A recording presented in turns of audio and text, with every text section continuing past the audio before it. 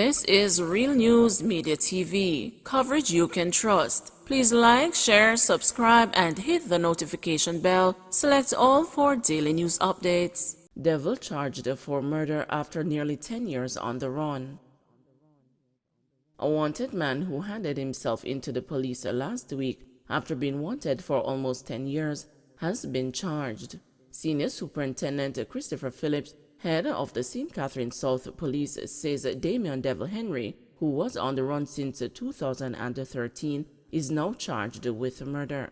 SSP Phillips said the accused, who is from Burke Road in Old Harbor, St. Catherine, is charged in connection with the death of 20-year-old Travis Clahar, a student from Sakabo Pen in Old Harbor. Police reported that on June 6, 2013, both men had an altercation on Burke Road in Old Harbor. During the dispute, a knife was used to stab Clahar in his neck. The police said Henry fled the area and Clahar was taken to the hospital, where he was later pronounced dead. Since then, efforts to find Henry had proven futile until he turned himself in.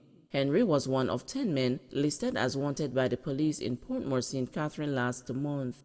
The men are wanted for several crimes committed in the division, including murder, shooting, and illegal possession of firearms. The remaining 9 men are still being sought. Education Minister welcomes a GTA decision to accept government's wage offer.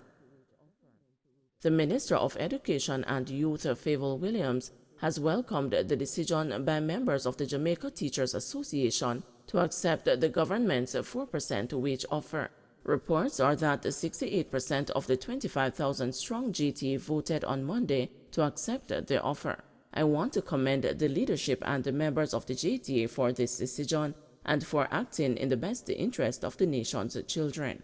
I know that it is a challenging time all around for every sector of the Jamaican society, but we also know that education has been particularly hard hit by the disruptions caused by the COVID-19 pandemic. Therefore, anything that contributes to stability in the education sector is to be welcomed, Williams said in a statement Tuesday evening. Williams said the entire ministry, its region, and its various entities remain committed to working with all stakeholders to help our students recover from the learning loss caused by the COVID-19 pandemic and to continue the ministry's thrust to eliminate the digital divide. Meanwhile, the JTA has given the Ministry of Finance and the Public Service until the end of the financial year in March to pay the increased salaries and the benefits to its members. Teachers, as part of the deal, will receive a book and a software allowance of $40,000 per year. Minister Marian Hall walking away from calling. Minister Marian Hall, the dancehall icon turned Christian, has announced that she is walking away from her calling. Hall, known in the dancehall space as Lady Saw, made the announcement on Instagram Tuesday and started trending almost instantly. "May the Lord forgive me," she wrote. Hall also conceded that her detractors, both Christians and non-Christians, had won. "Congratulations on your mission to take me down. You've successfully done so, and I've decided to walk away from my calling and will no longer be doing any preaching on social media," she said. Dancehall producer Cordell Scatter-Burrell is supporting Hall. Lady Saw is a dancehall icon and deserves to be celebrated on the biggest platform for our music. "She's got so much more to offer," Burrell posted on Instagram. "We welcome her with open arms to deliver whatever song she wishes to perform, because she's great at any and everything she does on the stage." DPP gets critical forensic report in Nzinga King's locks cutting case. The Office of the Director of Public Prosecution says it has now received a critical forensic report in the case of Nzinga King, the Clarendon Rastafarian teen whose locks were trimmed in a police lockup. In a letter copied to the News, Director of Public Prosecutions Paula Llewellyn said she received the report this week. She had been waiting for the report for the past 3 weeks. "All being well, I and my team will now be able to complete the ruling, which will be sent back to Indicom later this week," said Llewellyn, referring to the Independent Commission of Investigations, which is leading the probe. Llewellyn has sought to assure that a report will be made public. King, 19, alleges that her dreadlocks were cut by a policewoman while she was in custody at the Four Paths police station last year. Her attorney, Isaac Buchanan, told the news that he is disappointed by the delay in his client's case. She had been arrested for disorderly conduct, which stemmed from a June 2021 incident at a taxi park in Maypen, Clarendon. She was also charged with a breach of the Disaster Risk Management Act. Last week, King appeared in the Clarendon Parish Court to answer to the charge of failure to wear a mask in public. A trial date has been set for June 15. Rival gangsters engage in friendly activities in parade gardens. 1 month since a zone of special operations was declared in Parade Gardens, Kingston Central, rival gangsters appear to be engaging on friendlier terms with each other, organizing football matches and other community events amongst themselves.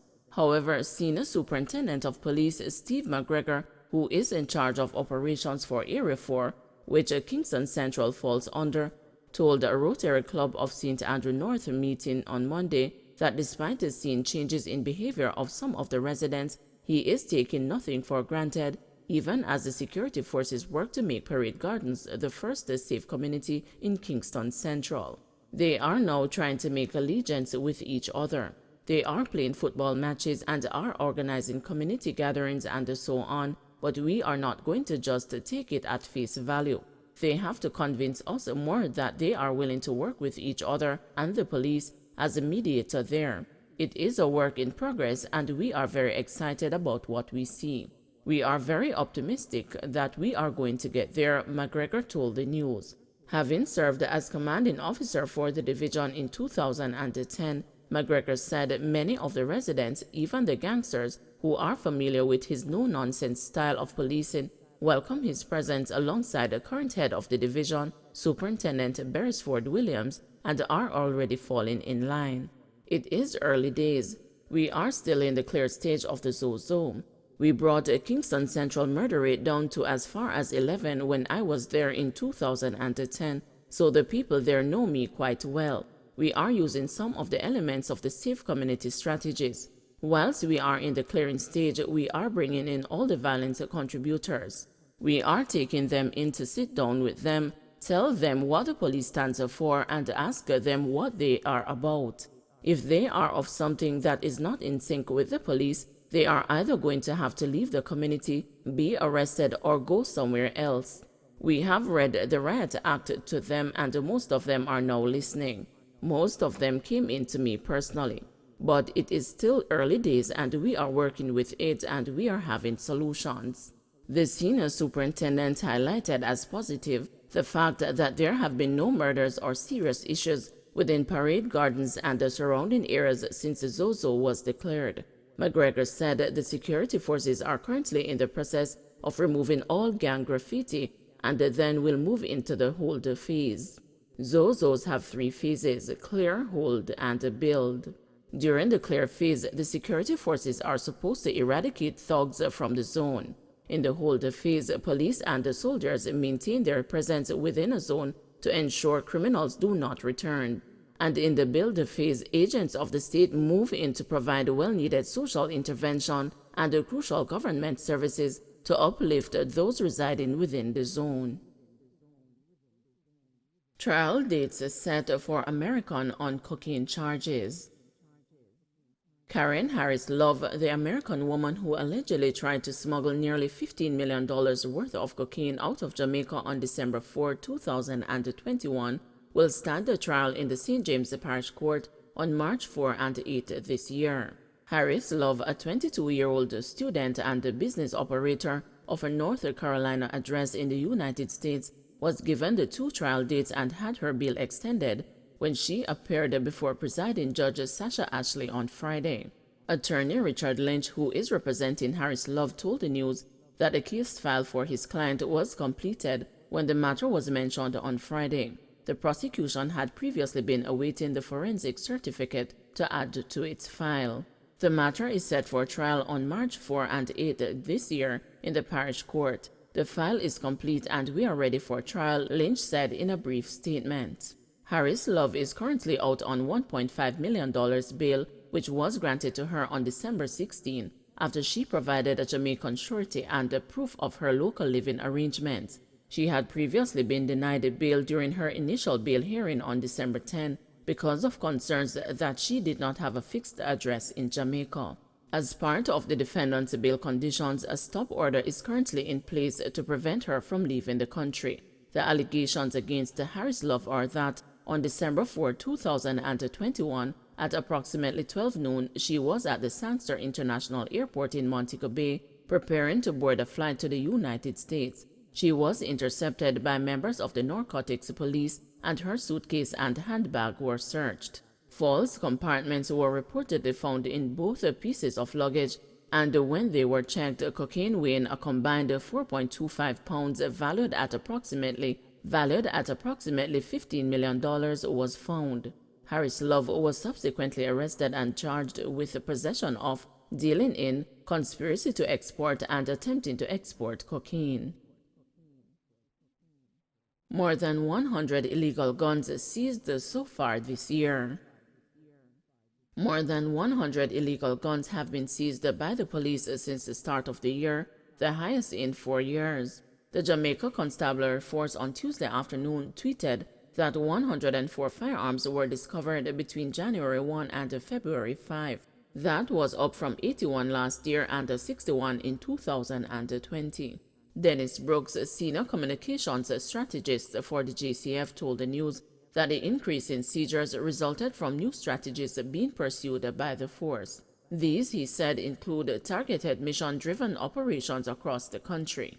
We have said for some time that we are significantly improving our investigative capacity.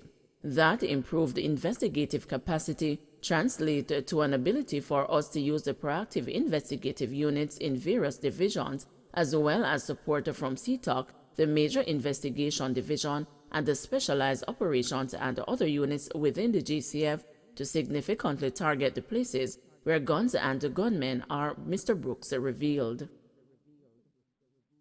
Don't forget to like, share, subscribe, and hit the notification bell. Select all for daily news updates.